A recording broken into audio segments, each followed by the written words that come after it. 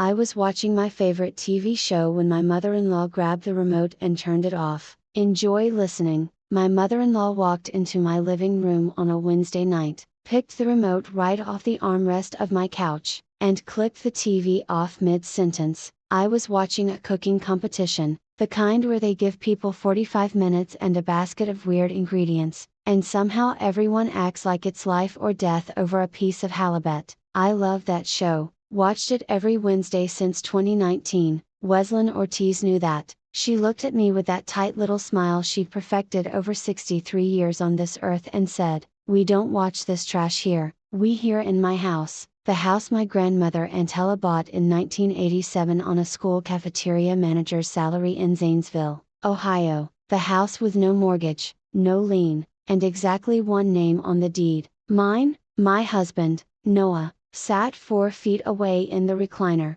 phone in hand, thumbs scrolling. He didn't flinch, didn't look up, didn't say a single word, not mom, come on, not babe, I'm sorry, nothing, just the blue glow of his screen lighting up a face I used to think was handsome. My name is Lisa Watson, I'm 32, I work as a benefits coordinator at Muskingum Valley Medical Center, which is a fancy way of saying I spend 9 hours a day explaining to people why their insurance denied a claim they thought was covered. I kept my maiden name when I married Noah. And let me tell you, that decision has aged like fine wine. Weslyn moved into my house 7 months ago. 7, the original plan was 2 weeks. She told us a pipe burst in her apartment on Linden Avenue and she just needed a place to stay while the landlord fixed it. Noah gave me those big brown eyes. "It's my mom lease, 2 weeks," I said. "Fine." I even made up the guest room with the good sheets, the ones Grandma Antella used to save for Christmas.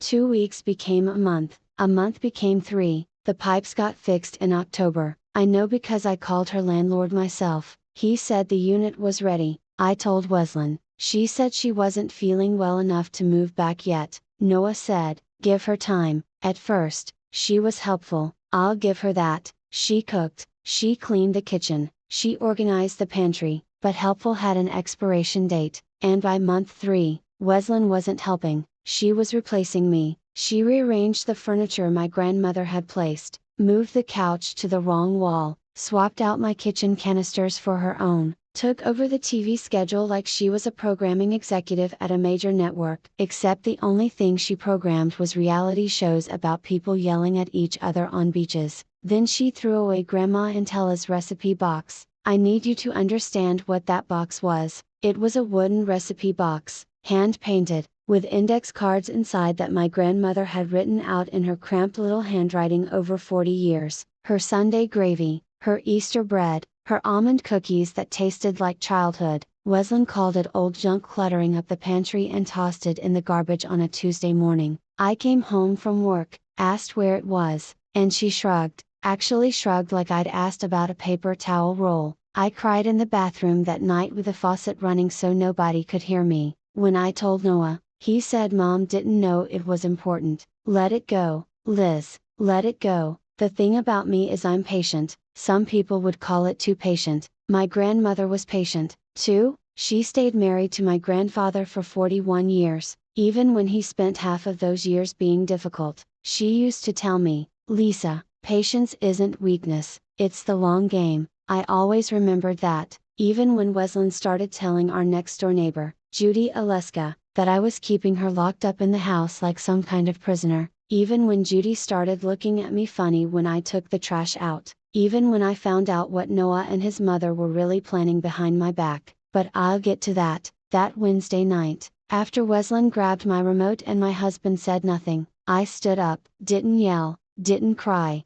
didn't slam anything. I walked to the bedroom, packed a small bag, 2 changes of clothes, my laptop, my phone charger, and a folder I'd been keeping in the back of the closet for 3 weeks. On my way through the living room, I reached behind the TV stand and unplugged the router, just slipped it right out and tucked it under my arm with my bag. Neither of them noticed. Weslyn was already reaching for the remote to put her show on. I walked upstairs to the spare room I used as a home office, closed the door, and locked it. Noah called after me from the recliner, "Babe, come on, don't be dramatic." 20 minutes later, I heard Weslin's voice from downstairs. "Noah, the TV isn't working, the Wi-Fi is out." I could hear him trying to figure it out, checking his phone, restarting the TV. They never once thought to look behind the stand where the router used to be. I sat on the day bed in my office and I'm not proud of this. I smiled. They thought I went upstairs to cry myself to sleep. They thought this was another one of Lisa's quiet surrenders. They thought tomorrow I'd come down,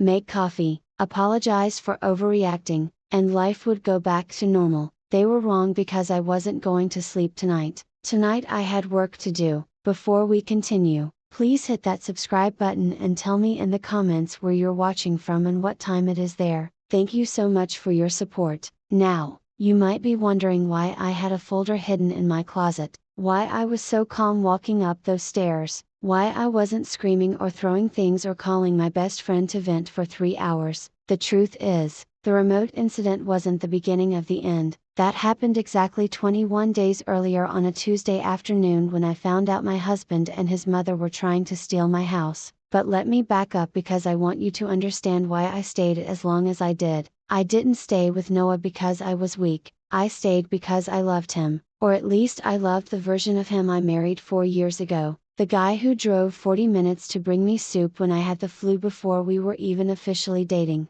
The guy who cried at our wedding and didn't care who saw it. That Noah felt real. Maybe he was real once, but somewhere between his mother moving in and his spine dissolving, that man disappeared. Every time I got close to confronting Weslin, Noah would do just enough to pull me back. He'd bring me coffee in the morning, rub my shoulders after a long shift, say something like, "I know mom's a lot, just give her a little more time, she'll settle in," and I'd think, okay, maybe, marriage is about working through the hard stuff, right? That's what Grandma Intella did. 41 years, you don't quit when it gets uncomfortable. Except Grandma Intella never had to deal with someone actively trying to take her house from under her feet. 3 weeks before the remote incident, I needed our property tax statement. I was looking into refinancing options, not because I needed to, but because interest rates had dropped, and I figured I could pull some cash out for a new roof. The house is old, beautiful, but old, you know how it is.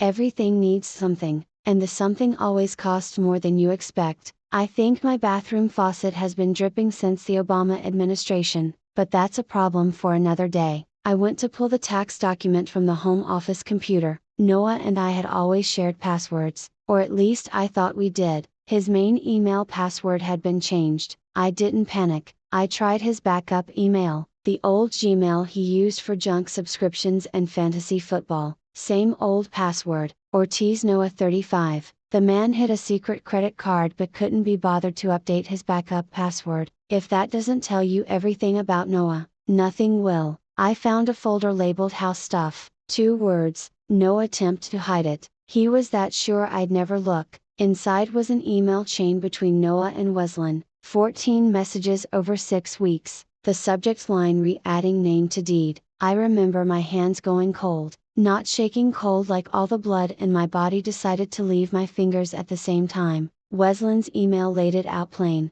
The lawyer in Newark said if she signs a quitclaim deed, it's fast and simple, just tell her it's for insurance purposes, she won't question it. Noah replied, "I'll bring it up after her birthday, she'll be in a good mood." My birthday was 11 days away. Happy birthday to me. But here's the part that turned my stomach. Weslin had already contacted the attorney, already gotten a fee, quote, $350 for the quitclaim deed preparation. She was going to pay for it herself. This wasn't pillow talk between a mother and son. This was a plan with a line item budget. I sat in that desk chair for 20 minutes without moving. I didn't cry. I didn't call anyone. I just read those emails 4 times. Then I opened the printer tray to print them. And sitting right there on top was a Discover card statement, Noah's name, balance $11,200, opened 14 months ago, minimum payment $237 a month. That minimum payment had been auto-drafting from our joint account every month, and I'd never noticed because I assumed it was a streaming subscription or an auto insurance charge. $2,374 times, I did the math in my head, that's $3,318. I unknowingly paid toward a credit card I didn't know existed. So, let me paint the picture for you. My husband, who made $1,400 a month doing inventory at a Tractor Supply warehouse, had $11,200 in secret debt, was sending his mother hundreds of dollars a month from our joint account via Venmo, and was planning to trick me into signing away my grandmother's house. Meanwhile, I paid every single bill in that house: electric, water, gas, internet, groceries, property tax, every single one. You know what I didn't do? I didn't confront him, I didn't scream, I didn't throw his clothes on the lawn like they do in the movies because I'm a benefits coordinator. I spend my entire career watching people lose claims because they got emotional instead of getting organized. Documentation beats drama every time, so, I started building my case quietly, carefully, and I had 21 days to do it before Weslyn Ortiz grabbed that remote out of my hand and made the biggest mistake of her life. I locked the spare room door at 9:47 p.m.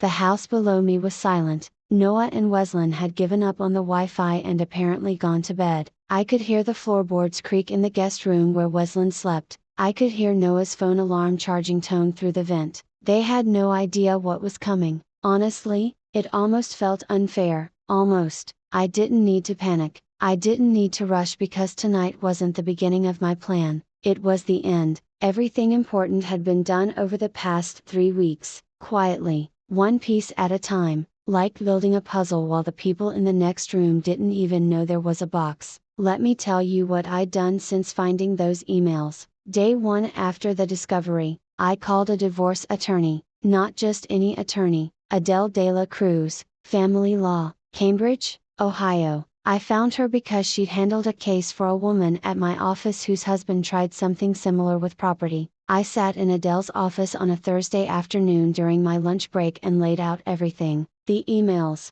the Venmo transfers, the house deed, the secret credit card. Adele listened without interrupting, which told me she'd heard stories like mine before. When I finished, she said 3 things I'll never forget. 1. The house is your separate property, inherited, no mortgage. His name was never on it, he has 0 claim. 2. Move your money before you file, not after. It's not stealing, it's protecting yourself so you can afford legal representation. And 3. I can have the divorce papers drafted and ready in a week. All I need from you is one email saying, go. That was 3 weeks ago. The papers had been sitting in Adele's filing cabinet ever since, waiting for my signal. Day 3, I opened a personal checking account at a bank across town, different institution, entirely from our joint account. I started redirecting my direct deposit. First paycheck, I split it, 50% to the joint account, 50 to my new one.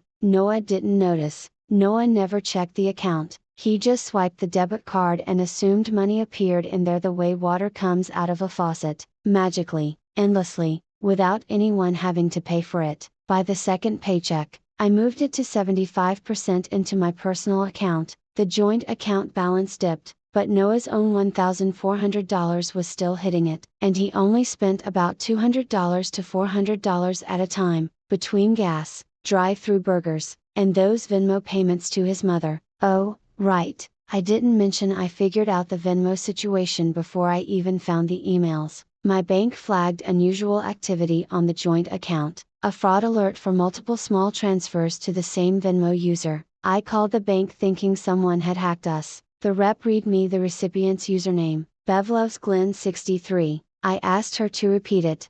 She did. I thanked her, hung up, sat in my car in the hospital parking lot for 10 minutes. Bev loves Glenn 63. Weslyn's name isn't Bev and my husband's name isn't Glenn. She'd set up the Venmo account using fake names to make the transfers less traceable. The woman was 63 years old and she was running financial counterintelligence on a payment app. I would have been impressed if I weren't so furious. Over 6 months, Noah had sent Weslyn $4,837 from our joint account, money that came from my paycheck for her medications. Weslyn's medications were covered by Medicare Part D. I checked. I work in benefits. This is literally what I do for a living. If there's one person on earth you should not try to run a fake medical expense scam on, it's a benefits coordinator at a medical center. Day 10, I contacted Renee Ortiz Hale, Noah's older sister. This was the part I wasn't sure about. I didn't know Renee well. She lived in Columbus, worked as a leasing coordinator for a property management company,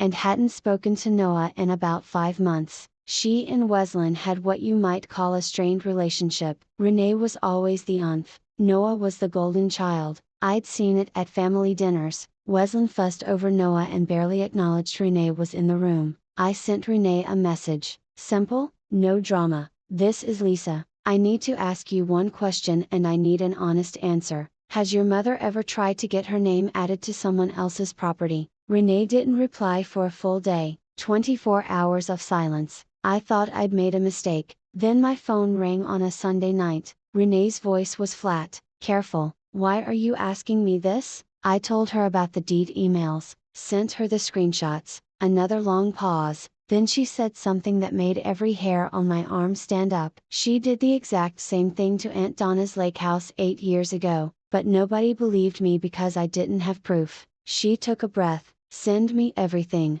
I'm not doing this for you. I'm doing this because someone finally has documentation. So, by the time Wesleyan grabbed that remote on Wednesday night, I had a divorce attorney with papers ready, a personal bank account with 3 weeks of redirected paychecks in it, screenshots of every Venmo transfer, printed copies of the deed emails, Renee as a confirmed ally, and a 47-entry journal on my phone that my therapist had suggested I keep for stress management, which turned out to be a detailed time-stamped log of every boundary Wesleyan had crossed. Cost since moving in. My therapist told me to journal for my mental health. She accidentally helped me build an evidence file. Honestly, that might be the best $60 I've ever spent. Now, tonight, Wednesday, 9:47 p.m., the final steps. I opened my laptop and logged into the joint account. Balance $3,211. I transferred $2,800 to my personal account, left exactly $411. That number wasn't random, it was the exact amount Wesleyan had Venmo'd herself last month. I wanted Noah to see that number and understand that I knew every dollar, every transfer, every lie. Next, I opened my email and typed 2 words to Adelda de la Cruz. Go ahead, she replied in 14 minutes. Filing first thing tomorrow. Process server is on standby. We'll need his location by noon. I printed 2 copies of the 30-day notice to vacate. Ohio law requires written notice for month-to-month tenants. Wesleyan had no lease, no rental agreement, but she'd been living in my house for 7 months, which made her a legal tenant. I couldn't just change the locks, much as I wanted to. I had to follow the process, and I was going to follow it to the letter, because if there's one thing I learned from watching insurance claims get denied over a missignature, it's that paperwork is either your weapon or your weakness, your choice. Then I wrote Noah a letter, short,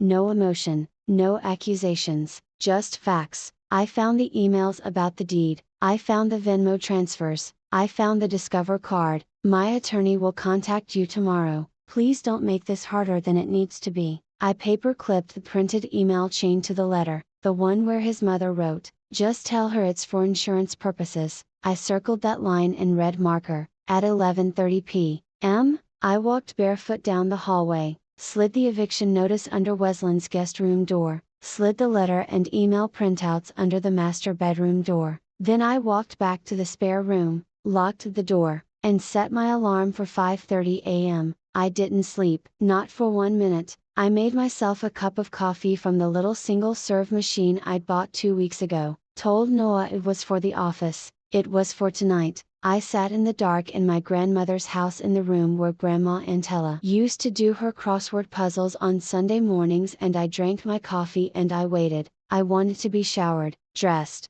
and calm when the screaming started. It started at 6:12 a.m. 6:12 a.m. I know the exact time because I was staring at my phone when the first door slammed. Noah had tried to buy gas and a coffee at the Sheetz on Route 40. His card got declined. I know this because I could hear him shouting it through the spare room door 30 seconds after he came barreling back through the front entrance. The man drove to a gas station, got humiliated at the register, and made it home in what must have been record time. I'm honestly not sure he even turned the truck off. I could hear the engine idling in the driveway through the window. Lisa, my card got declined. What did you do? Then came the second voice, Weslin, shriller, louder, the kind of voice that could curdle milk through drywall. She'd found the eviction notice under her door. "What is this? You can't throw me out, I'm family." I was already showered, already dressed, hair pulled back, work blazer on, not because I was going to work yet, but because I learned a long time ago that people take you seriously when you look like you're not falling apart.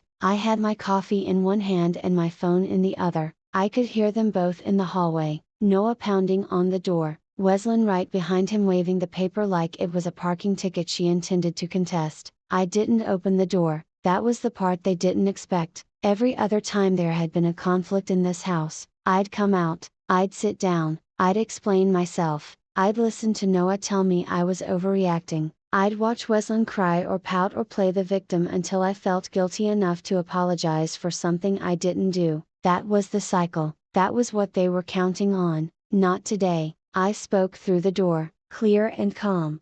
3 sentences, everything you need to know is in the letters. My attorney's number is on the paperwork. I'm leaving for work at 8. I'd appreciate it if you weren't in the kitchen when I come down. Silence for about 4 seconds, then Noah's voice dropped, the begging voice, "Baby, please just open the door, let's talk about this like adults." Behind him, Weslin was muttering something about calling the police. I didn't respond to either of them. I just sat back down on the daybed and took another sip of my coffee. It was a good cup. I bought those single serve pods specifically because Grandma Antonella always said, "You should never face a crisis without decent coffee." She was talking about blizzards and power outages, but I think the principle still applies. What I didn't expect, the one thing I hadn't planned for, was what Noah did next. He called Renee. I heard it through the door. He was pacing the hallway, his voice cracking, saying something like, "She's lost it, Renee, she froze the bank account, she's trying to kick Mom out, I don't know what's happening." He put the phone on speaker so Weslin could hear. I think he expected his sister to react the way she always had when Noah needed backup, sympathetic, reassuring, ready to smooth things over. That was Renee's role in the family, the fixer, the peacemaker, the one who cleaned up messes. But Noah didn't know something critical. He didn't know that I'd sent Renee every screenshot, every Venmo receipt, and every email 4 days ago. He didn't know Renee had spent those 4 days sitting with that information in Columbus, reading it over and over, connecting it to something that happened 8 years ago that their entire family had swept under the rug. He didn't know that when Renee picked up his call at 6:20 on a Thursday morning, she wasn't picking up as his ally, she was picking up as mine. I pressed my ear to the door because I wanted to hear every single word of what came next. You know that feeling when you're watching a movie and the villain is about to open a door and you know what's on the other side,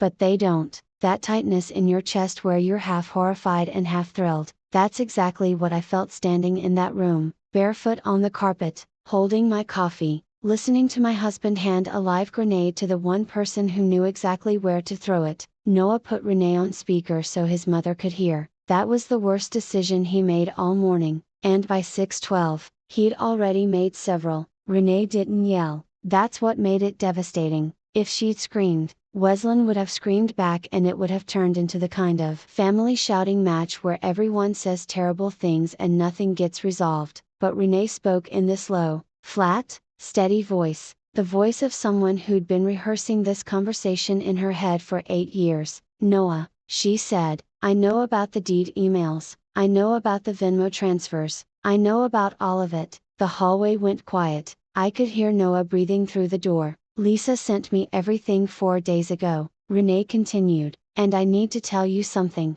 This isn't the first time Mom has done this." Then she told the story of Aunt Donna's lake house. 8 years ago, Weslin had moved in with Donna, Noah's aunt, on his father's side, during a kitchen renovation. Same playbook, same just a couple of weeks, same slow takeover, except with Donna, Weslin actually got as far as having a quitclaim deed drafted. Donna's daughter found it in Weslin's purse while looking for car keys. The family confronted Weslin. She cried, said it was a misunderstanding, said Donna had offered. Donna denied it, but Weslin was so convincing that half the family believed her and half didn't. It became one of those things nobody talked about anymore. Renee was 29 at the time. She believed, Donna, Nobody listened. I told you back then, Renee said, her voice tight now. I told you Mom was lying. You said I was jealous. You said I was trying to cause problems. Weslin, who had been silent this entire time, suddenly erupted,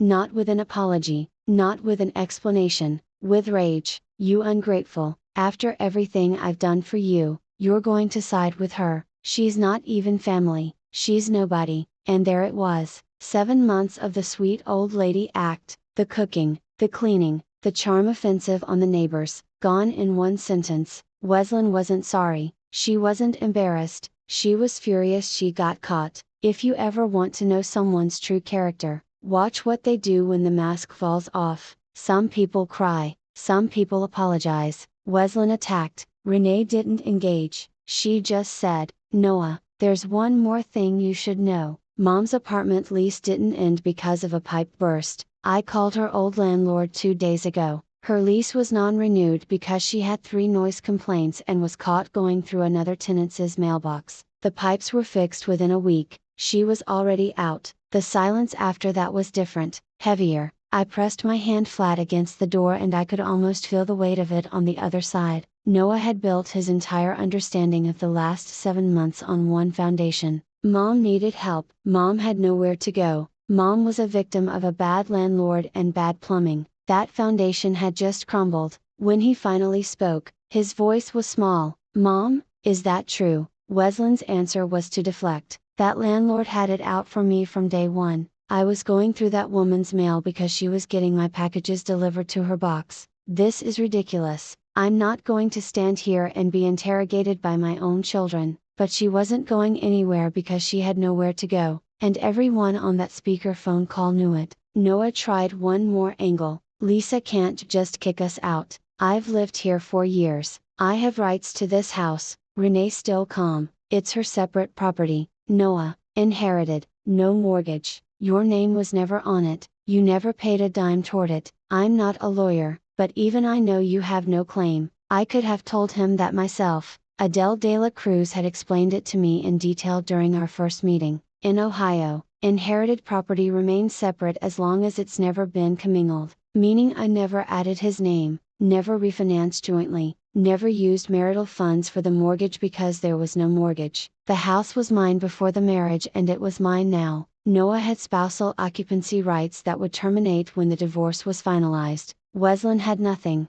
She was a guest who'd overstayed her welcome by about 6.5 months. At 7:45, I heard Noah walk downstairs. The front door opened, his truck started, he pulled out of the driveway without a word. A few minutes later, I heard Weslin dragging a suitcase across the hardwood. The hardwood my grandmother had refinished herself in 2003, and the front door opened and closed again. At 8:15, I walked downstairs in my blazer with my bag over my shoulder. The kitchen was empty, Noah's truck was gone, Weslin was sitting on the front porch with 2 suitcases and her bathrobe still halfin over her clothes, scrolling her phone, probably calling motel. She didn't look at me, I didn't look at her. I got in my car, backed out of the driveway, and drove to work. My hands were steady on the wheel for the first time in 7 months. I worked a full day, processed 14 claims, ate a turkey sandwich at my desk at noon, answered emails, went to a staff meeting about updated billing codes that lasted 45 minutes and felt like 45 years. Normal Thursday, except every 20 minutes or so, my chest would tighten and I'd think, is this really happening? Did I really do it? And then I'd look at my phone and see no messages from Noah, no missed calls from Weslin, and I'd think, yes, I did. At 2:15 p.m., a private process server walked into the Motel 6 on Maple Avenue and handed Noah Ortiz divorce papers. I knew which motel because a charge notification from the joint account popped up on my phone at 10:30 that morning. $79.99, Motel 6 Zanesville. I texted the address to Adele, she handled the rest. The process server told Adele that Noah read the first page, standing in the motel doorway, nodded once, and signed the acknowledgement of receipt without saying a word. I wasn't surprised, that was the most no thing he could have done. Even at the end, he took the path of least resistance. Conflict was everyone else's job. Noah just signed things and hoped it would go away. Adele called me at 3:30, papers filed, he's been served, no issues. She paused, how are you doing, Lisa? I told her I was fine, I think I mostly meant it. At 4 o'clock, my phone rang, Weslin, I almost didn't answer, but something told me to take this one last call. Maybe I needed to hear it, maybe I needed to know which version of Weslin was going to show up. The tyrant or the actress. It was the actress, sweet voice, soft tone, the same voice she used on Judy Aleska, on the mailman, on anyone she needed something from. Sweetheart, I think we've all overreacted, I know emotions were running high this morning, why don't I talk to Noah and we all sit down tonight like adults and figure this out? I'm sure we can find a compromise. I let her finish every word, I didn't interrupt. Then I said, Wesson, you have 29 days left on your notice. My attorney handles all communication from here. Please don't call this number again. I hung up, blocked her number, took a breath so deep my ribs hurt, and then I went back to processing claims because those billing codes weren't going to update themselves. I pulled into my driveway at 5:40 p.m. Judy Alessa was sitting on my front porch steps. My stomach dropped for a second. I thought maybe Weslin had gotten to her first, sent her over to guilt me or plead the case, but Judy's face wasn't angry, it was soft, a little embarrassed. I saw your husband leave this morning with bags, she said, and your mother-in-law sitting out here with her suitcases. I don't know what happened, Lisa, and it's none of my business, but she paused, adjusted her glasses. I think maybe I was only hearing one side of things. I looked at Judy, 68 years old, lived alone since her husband passed. Weslin had been her daily coffee companion for 7 months, bringing over muffins, sitting on her porch, filling her ears with lies about me. Judy wasn't a bad person, she was lonely and Weslin was a professional at finding lonely people and making herself essential. It's okay, Judy, I said, she's convincing, that's kind of her whole thing. Judy nodded, squeezed my hand once,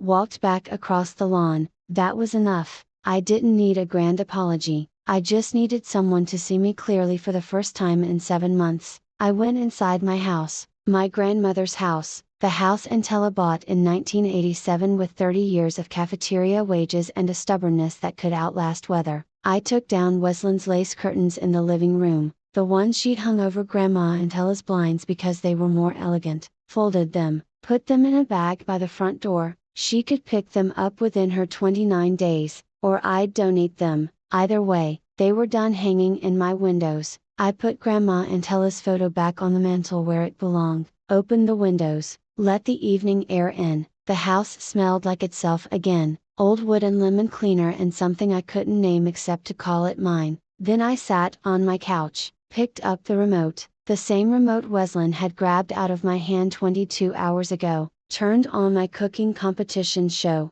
The contestants were arguing about risotto. Someone had burned their sauce. The judges looked horrified. It was perfect. Nobody grabbed the remote. Nobody turned it off. Nobody told me what we do and don't watch in my own home. The remote had never felt so light in my hand. Thank you so much for being here with me. If this story hit close to home, I'd love to hear about it in the comments. More stories are already waiting on your screen. Pick one and I'll see you.